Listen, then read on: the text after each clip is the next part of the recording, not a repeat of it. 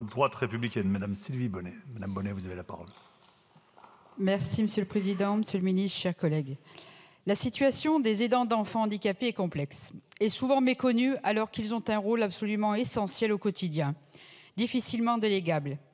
L'enfant dépendant a besoin d'une attention accrue, tandis que les éventuels autres enfants de la fratrie ont besoin de stabilité et de la disponibilité de leurs parents. Ces derniers doivent assumer une multitude de rôles, parents, mais aussi soignants, taxis, accompagnateurs, experts administratifs, instituteurs. Ces parents aidants font face à une charge émotionnelle intense, liée à l'inquiétude pour l'avenir de leurs enfants, à la fatigue et au stress. Les soins apportés à l'enfant sont souvent chronophages et physiquement éprouvants, notamment pour les soins quotidiens en cas de handicap moteur lorsque l'enfant grandit.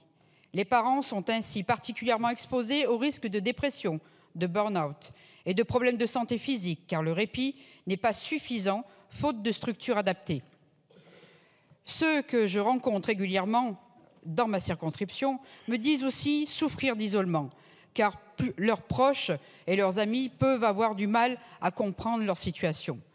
Par ailleurs, les traitements médicaux peuvent être coûteux et nécessiter des adaptations de l'environnement familial, alors qu'en parallèle, les revenus des aidants sont souvent impactés par l'arrêt ou la réduction de leur activité professionnelle. Monsieur le ministre, les proches aidants ont souvent besoin d'être mieux soutenus au quotidien et d'être mieux informés sur les droits de leurs enfants. Les aides financières existent et les services disponibles. Que pouvez-vous répondre aux parents épuisés et inquiets pour l'avenir de leurs enfants dépendants? Merci. Merci Madame Bonnet. Monsieur le ministre, en réponse.